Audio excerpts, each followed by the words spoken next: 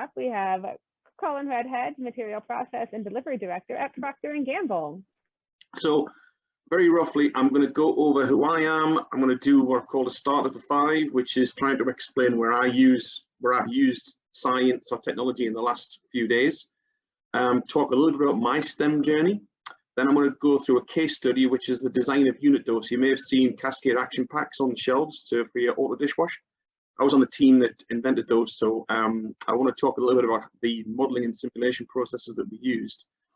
And then talk a little bit about the STEM skills that I see are important, and then how I think some advice or some help for you teachers, and then maybe talk a little bit about some STEM activities in P&G and what we want to do. If I have time, I've got another case study, which is how we designed the bleach particles and some issues that we saw there. So let's jump to it. So if you don't know this already, this is the center of the known universe. This is Newcastle upon Tyne, England, which is where I was born. It's very famous for engineers. The steam engine was invented round about here. Big bridge building organization and history, and a lot of heavy engineering. So I was kind of brought up in like an engineering kind of background. I did a bachelor's degree in chemical engineering. I also don't like organic chemistry. I didn't do a whole lot, if I'm honest. Then I did a master's degree in environmental chemical engineering because I wanted to save the world. I went from that degree to nuclear reprocessing, which is kind of a strange jump, you'd think, but I strongly believe that nuclear power has to be part of our energy portfolio. So I was actually working on the reprocessing plant, so recycling spent nuclear fuel. I joined P&G. I've been with P&G, Procter Gamble, for 25 years now. There's a lot of acronyms here. I'll try and explain them. I started off in engineering. F&HC stands for fabric and home care. It's just like a business sector, the way that we divide ourselves up. And then from engineering, I was asked to join an upstream organization called Process Breakthrough, which was looking at really kind of crazy ideas that had a huge payout if we got them right, but it was really technically hard to do. And out of that was born soluble unit dose, so a plastic that would dissolve in water but would retain itself in normal conditions, that you could hold liquids. So I followed that technology and went to auto dishwashing, so ADW, in home care. There I was promoted. I was in charge of basically the end-to-end design, delivery and validation in the plants of our technologies. I then moved to dry laundry, so this is like making your Tide and your Gain powders. And MPD is materials and process delivery, so I'm really the bridge now between R&D and the plants. So all the technology, all the inventions, all of the innovation comes through me, and I deliver it to the sites, and then the sites then make it on a regular basis. I then had a chance to go and work in Alexandria, Louisiana. Very interesting place, going from Newcastle upon Tyne to Louisiana. That was a big culture shock, but super interesting, and I'm glad I did it. And then more recently, I am in beauty care and fabric and home care in Taylor Station. So Taylor Station makes surfactants. We make shampoos, conditioners, personal care, so shower, wash. We make and dishwash. We also make Swiffer, and we make the DFC, so your bounce sheets that go into the your tumble dryer. So quite a big site, quite a lot of stuff going on. This is my family. I'm married, and these are my three kids. I've got one that's just graduating after a 2-year degree. She wants to be a vet, so she's going to go and explore the world and then come back and do her postgrad degree. My son's just graduating in a few weeks. He's going to be going to UMD, and my youngest daughter, she got 2 years left at high school. This is me. Not a particularly good photograph, but I love doing anything outdoors, and I love dogs. These are my 3 dogs. So that's who I am. I'm going to take a slightly different slant. I wanted to start off because I think the brief was, to try and bring some good examples of where we've used STEM in the last, few weeks, months, or whatever. So I actually was laying a concrete pad for my hot tub this weekend, and I used Pythagoras' theorem to check how square it was by looking at the diagonals to make sure they matched. How do I work out the diagonals? Well, I looked at the sum of the square of the sides, and then square root that to get out what the diagonal was. You use science and technology and maths in everyday life. I also used moles the other day to calculate how much zinc was going into waste wash when we make Head and Shoulders. So we used the moles and molar activity. I was trying to figure out in Swiffer how long a piece of roll was based on the diameter. So I had the idea I could actually integrate the diameter with respect to how many different circumferences we're building up to make that diameter. So we managed to calculate the length of a roll left based on those parameters. And I use statistics all the time to calculate how accurate or precise a dosing system is. We are regulated by the FDA. We have to prove that we put the right amount of actives into our products, and we are heavily regulated on that. So we use statistics and modeling and simulation to make sure that's correct. And an important one, which I wanted to touch on, was technical documentation. So again, FDA are very keen to come and audit companies like us. So we need to make sure that we can present our validations and present our technical evaluations in a very clear and concise and very easy to digest way. So technical documentation is super important. So that's a few examples. I want to talk a bit about my STEM story. And I don't know if anyone recognizes this particular picture, but this is the Elon Musk rocket trace going up there. I thought it was a pretty cool photograph, and it kind of shows a nice trajectory. So I thought I'd put my story up against this. So I started off kind of being inspired as to, you know, getting into a STEM program from my parents, really. My dad was an engineer. He used to bring mechanical seals home. He's a mechanical engineer, and I was fascinated how they worked. And he would, when he could, take me on the road, and we'd see chemical plants. And so I was very interested on it in an early age on engineering and kind of STEM programs. So early years, I kind of showed some aptitude towards science, technology, maths, and so this was then capitalized by my high school counselors. So my high school counselors basically recognized this, and I think this is quite a difference between the UK education and the US education. I was pretty much steered into a STEM career from around about the age of 13, 14, where you could choose which subjects you wanted to take. It was really heavily influenced, and I think the policy at the time with the government was to really drive engineering as well. So we diverged very early versus in the US, where you seem to diverge a little bit later in your academics. So I think that made a positive impact on me, certainly helped me go down that STEM route. And then moving on, I realized that with chemical engineering, there's a lot of demand for chemical engineers in the world. There's a lot of different variation. I mean, you could do water treatment, you could do hydrocarbons, you could do energy production, you can go into fast moving consumer goods like I did, you can go into research, you can go into nuclear power. There is a ton of different options for you. So I thought that was a really good decision to go down this route, because the quality of life and your job prospects are pretty good. And then now I'm still a bit of a geek. I like science. I like using science all the time, and I get a lot of job satisfaction out of solving problems and using logic and testing hypotheses to understand why a situation is what it is. So I get a lot of job satisfaction in STEM activities right now. And I think the last part of my journey is kind of where I'm at now, which is I really think of inspiring others to go down a STEM career path. And that's why I'm talking to you guys today, and why I want to help in the local community. So really try and drive those STEM activities. So I wanted to talk as in my first case study about the science needed to design a pouch. I'm sure you've all seen these pouches. This is what we call an action pack, cascade action pack. This is Nectar 3, so it's got 3 compartments.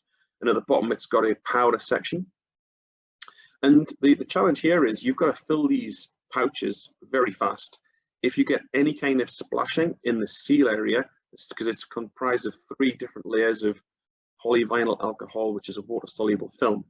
If you get any kind of powder in between that seal, or if you get any liquid, then it will not seal and you will leak in your bag, and it's a very big consumer dissatisfier. So how do you go about designing that? Well, you would use first principles web modeling, coefficient of friction, Hooke's law, stress and strain coefficients, to understand how does my web react under certain tensions, and how do I get it to be very flat with no wrinkles and at the right speed.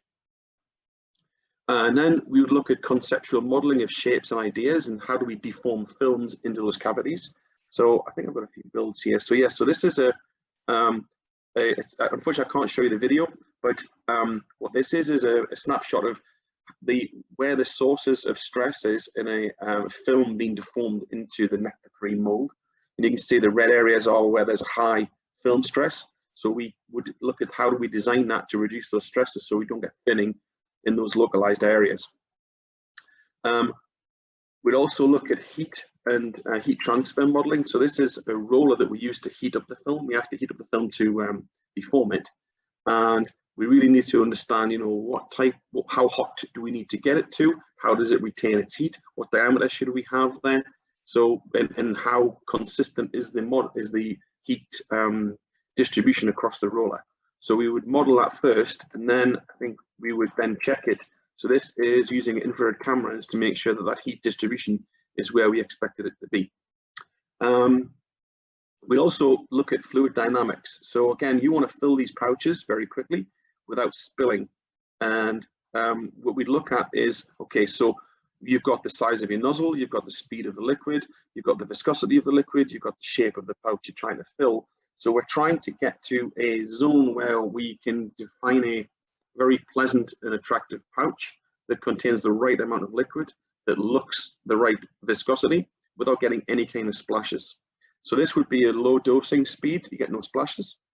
Then for instance, if you did a high dosing speed, you can see that you're splashing, you've got too much energy and you've splashed into the seal area, and that just won't work. Or you could go down the route of a small nozzle, which again would increase the velocity and you get a similar kind of result. Also, we have to understand non-Newtonian fluids, because the liquids that we do use are non-Newtonian in behavior. So it's a very complex model to understand how those react under those conditions. And this is the Nectar 3. So this is where we got it just right, where you see 3 different filling areas, and that filled with 0 splashes at the right rate with the right viscosity. And we did all this virtually without ever going to the plant first to test it out. So do it virtually, and a model is always wrong, but it gives you a good idea of where you need to be. So it's a good starting point. And I think the beauty about this is that we need to make something where art meets science, because people don't want to buy stuff that doesn't look very pretty, but it has to be functional as well, and it has to deliver on the promises that we say, because people are parting with their hard-earned cash to buy our product. So we have to tick the box of efficacy, as well as stability, as well as it does the job. So that was kind of very roughly and very quickly through my first case study. I don't know if you want to ask questions now, or if you want to ask questions later. Maybe later would be better. Then I thought, you might want to understand, what STEM skills and knowledge do you need to be successful in my job? So I think first and foremost, it's a culture of critical thinking and logic. Sometimes we get presented with a problem and people will jump to what they think is the most obvious solution. Now that could be right, but you could spend a lot of time going down a rabbit hole of trying to fix what you think the problem is. So you really have to step back a little bit and really use some critical thinking and try and understand from a science point of view what could be going on in this situation, and what could my hypothesis be, and is it logical? Don't just go for the first most obvious answer. And I think you need a good imagination coupled with those critical thinking skills, so you can imagine different scenarios as to why something could be going wrong in order for you to fix that problem. And I use the word why and the phrase show me, because a lot of times if you keep asking why and why and why, like a 3-year-old or a 4-year-old, you will get eventually to the truth, and you will eventually get to really what is the root cause. And show me is because I've been burnt so many times where someone has told me something is happening and I've believed them, and now I say, hey, go show me, and then I'll go and look as well and go on the floor and see for myself. And their interpretation is kind of changed a little bit versus what the reality is. So they're not lying, it's just that what they think is happening is not necessarily happening. So I think why and show me are really good questions to ask in a critical thinking environment.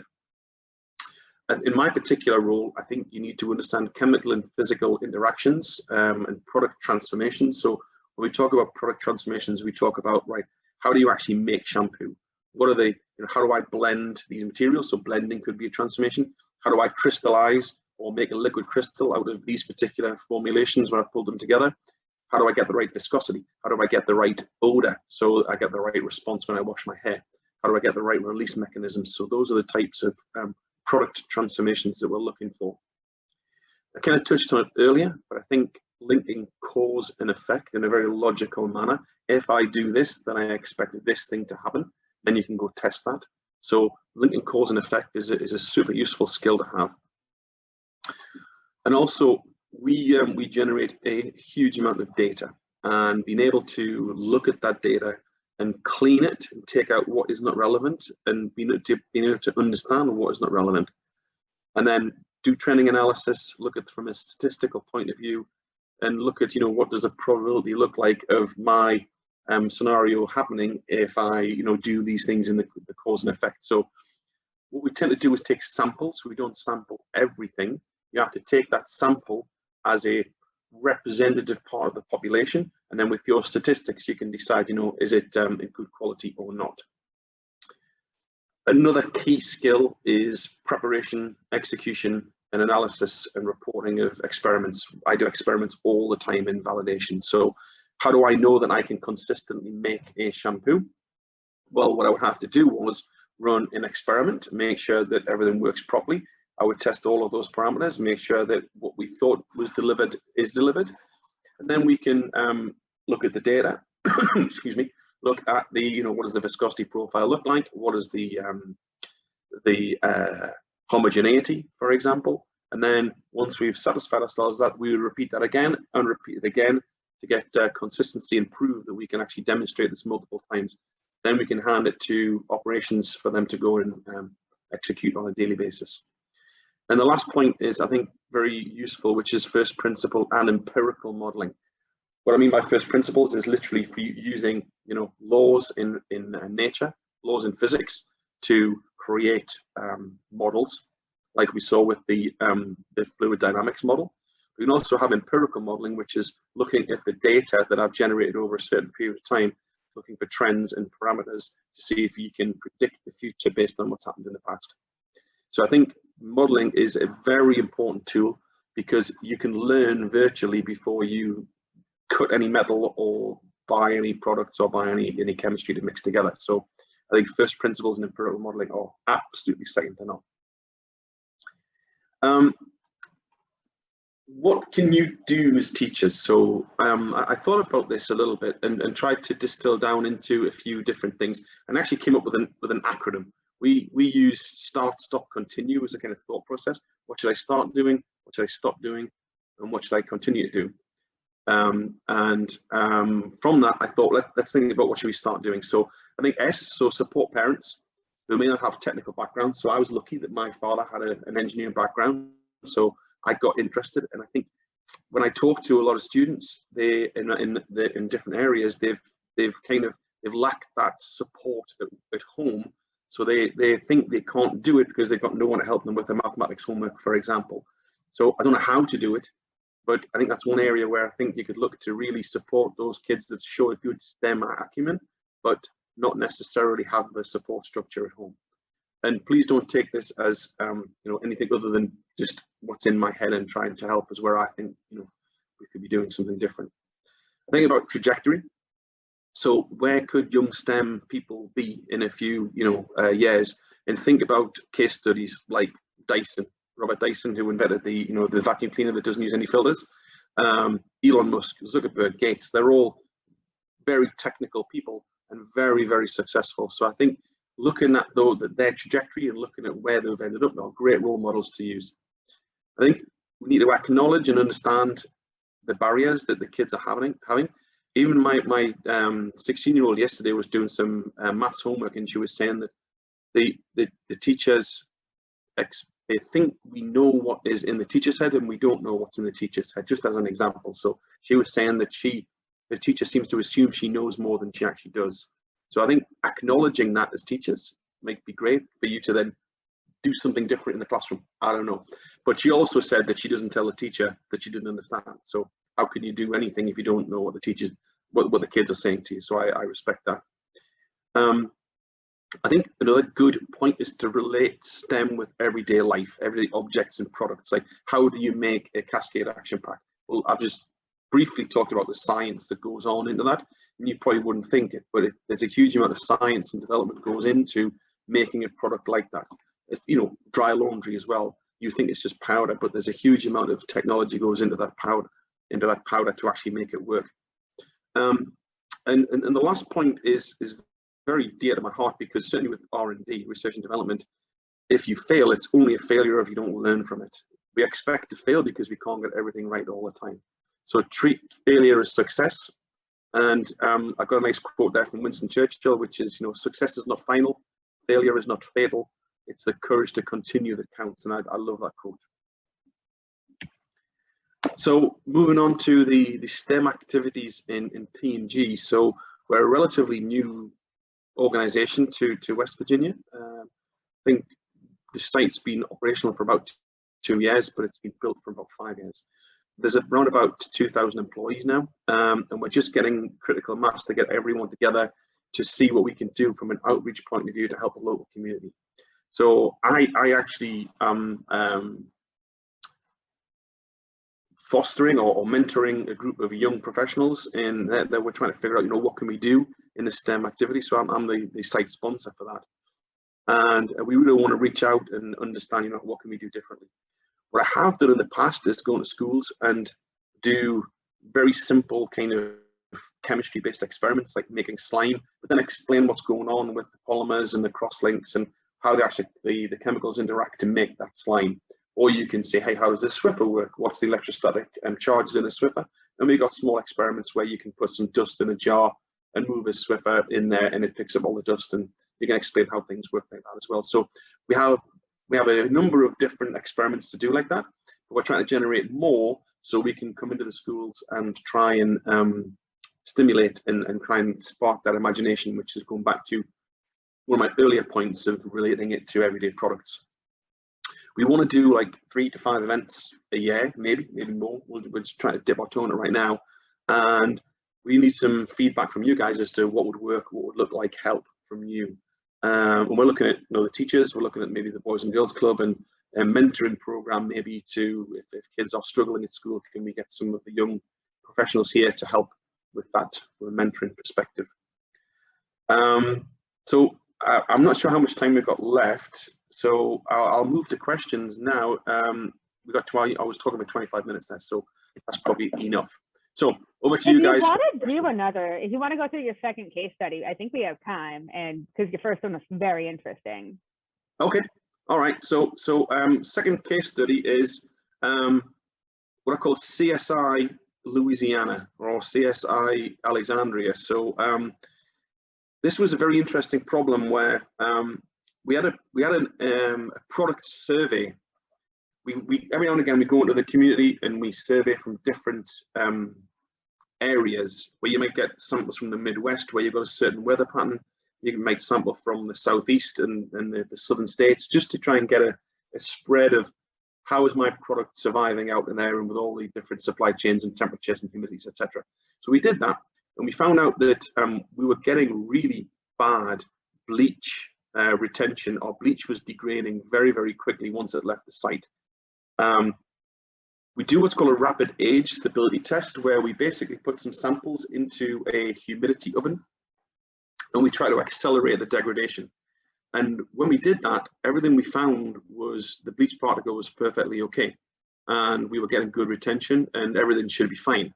So we were puzzled as to, well, it can't be the bleach particle then, because the bleach particle's fine. All the raw materials that went into this product, and this is a dry laundry product. So this is a mixture of powders, your Gain or Tide or what's another US brand, Drift or Downy. And we were seeing that the mixture of raw materials would leave the site perfectly fine, but in the trade, we were seeing this rapid tail off of performance for bleach. All the raw materials were delivered at the right standard, so we couldn't go to our suppliers and say, hey, you're not delivering the right standard. All the raw materials were stored correctly, so bleach is susceptible to moisture.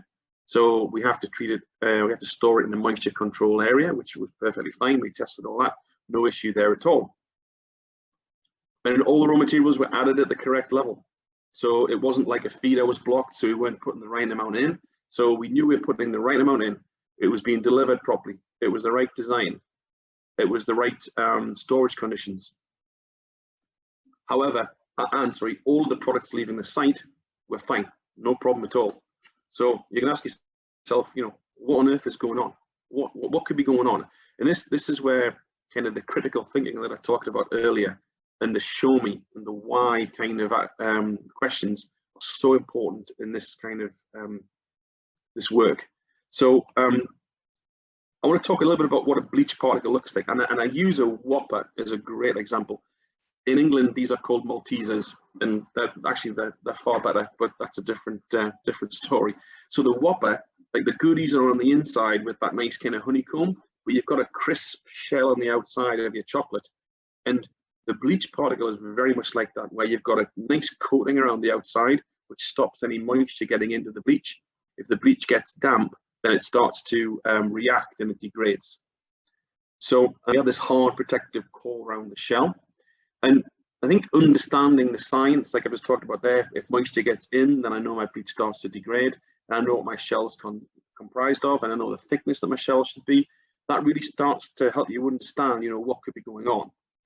And, you know, use of science and experience and imagination, what we started to do was to create a bunch of hypotheses as to what could be going wrong if, you know, all the obvious stuff was appeared to be okay. And then we created some very, very clear test plans and failed quite a lot because we didn't actually identify what the issue was. And ultimately, we were able to link the cause and effect through turning this failure on and turning it off. And what we actually found out was we were conveying our particles too rapidly. So what I can show you here, so hopefully you can see this, but the inner picture is fresh from OCI. So OCI is the supplier, and you can see you've got lots of nice round big particles that are protected. Okay, and then we transport that from the supplier through a rail car. So we even tested what happens during transportation, and you can see you're starting to see a little bit of size degradation there. So you can start to see that some of those coatings might be getting knocked off. We might be changing the particle size, but you can see when we transport it from a rail car, and a rail car is, you know, when you see on the railway, you see those big, huge containers, those kind of cylindrical containers. We get it delivered in that. It's like 60 metric tons in one container, and we basically vacuum that out and put it into a surge bin, and then we transport it from the surge bin to a feeder. And you can see we were destroying this particle. There was virtually nothing left of it. So we were basically breaking up that nice crisp coating around the outside, and then we were exposing it, or it would have get exposed to moisture in transport, and then it would start to degrade. So that's how we finally figured out what was going on. And you can see these pictures. These are scanning electron microscope photographs of the powder, and you can see it starts off very nice, and then as you go around anti-clockwise, you can see that we are systematically breaking that powder up. And I talked to the unloaders, and the unloaders would say, oh, yeah, we thought we were doing the right thing by turning the pressure up and vacuuming this out faster, because if we did it faster, that's better, right? Because we can do more. And actually, it turned out that if you looked at the particle size distribution and the amount of fines that we had throughout the rail car to the transporter bin to the surge bin to the feeder, if you used a pressure of 10 psi, you were basically breaking the particles up. If you use a pressure of 6 psi, you still would be able to vacuum up in a reasonable time and empty the rail car, but you wouldn't break the particles up. Once we did this, once we found this out, then we were able to change the operating standard, and our in-trade results were so much better. And really, it's a small change in the unloading pressure to fix the issue. Like I said, they were trying to speed things up and unintentionally breaking the particles. And the lots of dust was indicative that we were breaking those particles up. And just to give you some kind of idea of the magnitude of how long it took us to do this, it took us about 6 months to figure this out, which in hindsight you think takes a long time. But when you are looking at every single possible failure mode and it turns out to be not a problem, and not a problem, and not a problem, and you just find that someone has just turned up the pressure a little bit and that's creating this issue, it's, you know, it's great to find it, but it literally is sometimes like finding a needle in a haystack. And I think the STEM kind of mindset of understanding the process, understanding the particle, being able to imagine all this hypothesis, then doing a test method on each one of those hypotheses, eventually coming to the most probably unlikely, but then this turned out to be fine, or turned out to be the root cause. So using those skills was absolutely crucial to solving this particular problem. And that's all I have. That's just some data on the particle size distribution, which is not what you need now. So awesome. Thank you so much. And it's very interesting because I met with Shan this morning about your young professionals group, and just trying to, apparently I get to meet the other half that he was referencing. Mm-hmm. Yeah, we definitely have some questions. Okay. Well, one, there's a number of people very excited to finally learn what P&G is doing at the tabler station. So that's very exciting. Mostly because I looked it up too, and there just wasn't, there's not a lot of published information. Like, you know, like, oh, we make stuff. Yeah. It's kind of, that's the information provided to the public. So this is very interesting. So one question we have is, sort of, where is the Research and Development Center for P&G products? So it depends on which business you're talking about. So the beauty business, the Research and Development Center is based in Ohio, in Cincinnati. If you were looking at the dry laundry business, which we don't make in Table Station here, but then that would be in Newcastle upon Tyne. So there are centers of excellence around the world that specialize in research and development in really very unique businesses. So mostly in Cincinnati, though, for the businesses that we have in Table Station. Okay. And then another question is, sort of, what's P&G doing to reduce plastic waste? Oh, that's a really good question. So we actually have got a project now called Repet. So we are, I can't remember the exact percentage, but there's a certain amount of percentage of recycled PET, which is polyethylene PET. Can't remember what the PET stands for, but there's basically a certain percentage of recycled material now goes into our plastic bottles. And there is a glide path to get to 100% recycled material at some point, but I don't know the exact details of that. But it's very close to P&G's heart, and we want to do the right thing in terms of plastic pollution. Awesome. So I know one of the, sorry, because I've talked to the people at Blue Ridge Community College in like Martinsville. So, but what kind of training do does P&G provide to help develop employees? So what we have for operators are called step-up cards, and we have different levels and pay grades within the organization. And as you demonstrate skills, then you would progress through those pay grades. So your responsibilities increase as well, but it really is a skills-based pay and progression system, and it's very clear on what those skills are. You're trained to do problem solving. We're trained to do autonomous maintenance. There's a very, very structured training program for operators within Procter Gamble. Certainly on the management training side of things as well, for the entry level engineers, management training programs, and also human resources type training programs as well. So it's a very, very structured. Awesome. And then do you guys provide sort of opportunities for field trips? I don't see why not. Non-pandemic times.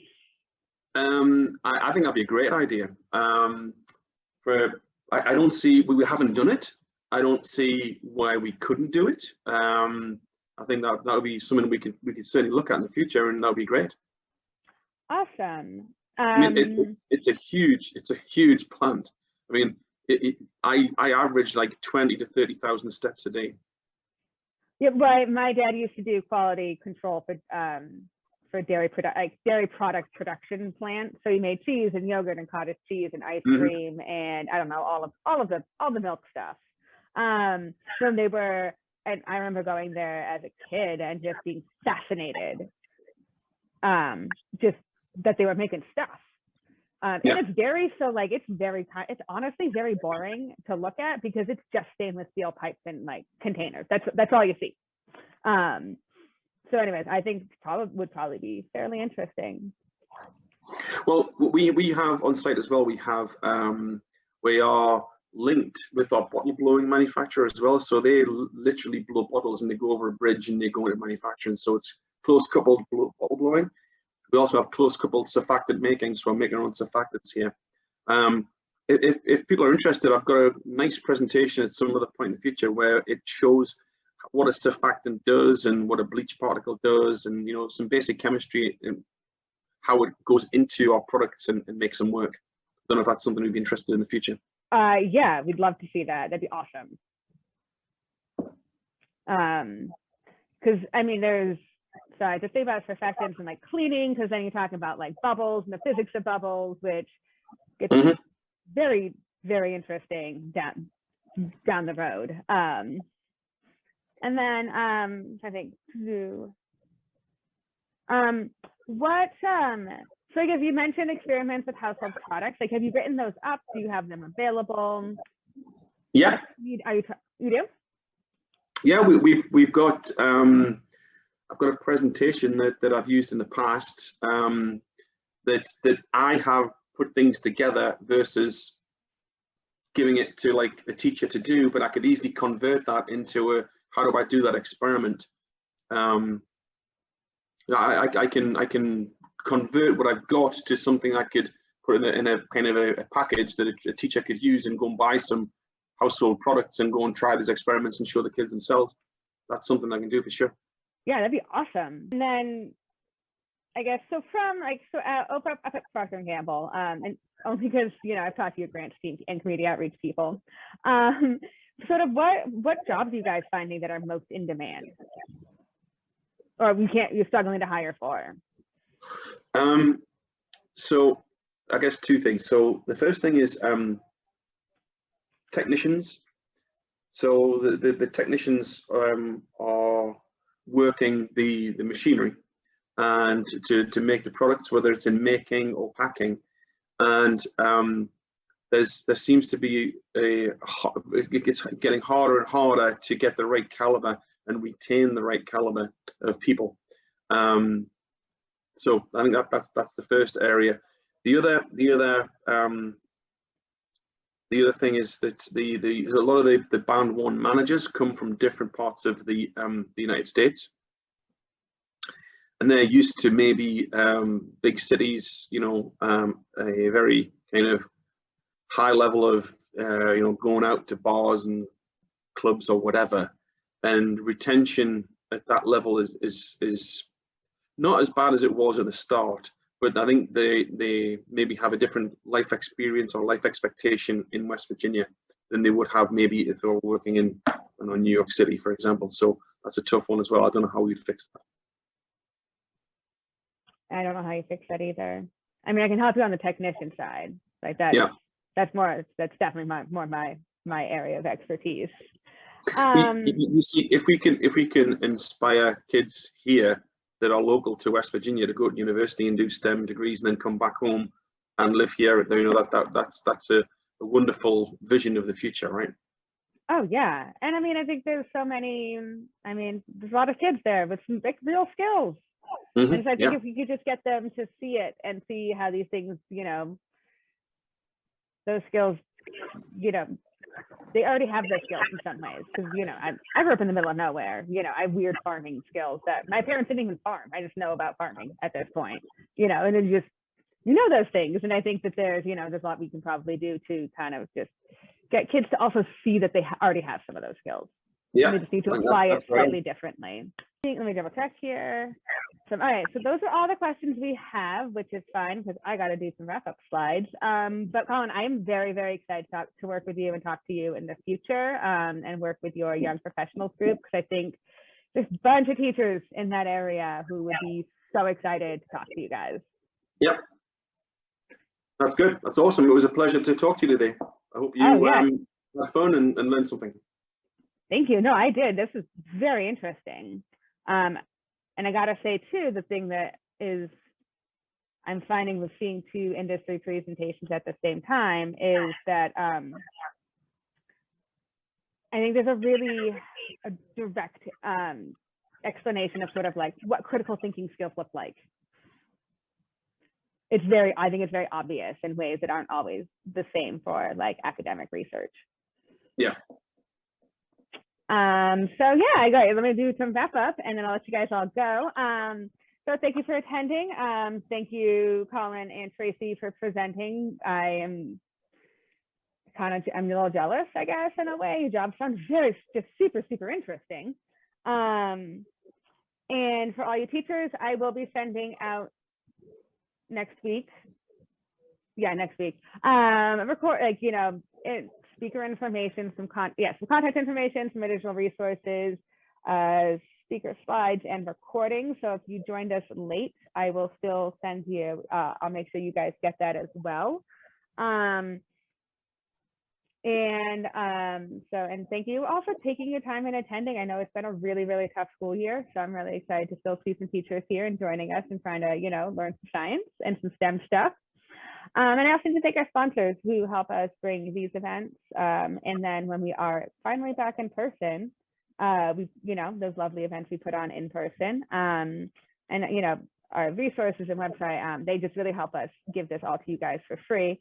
So I need to thank the Akamai Foundation, Amgen Foundation, Boeing, First Energy, Illumina Foundation, Lockheed Martin, Proctor Gamble, TC Energy, WestRock, and Vulcan Materials. So yes, thank you all so much for joining me, and I hope you all have a lovely evening.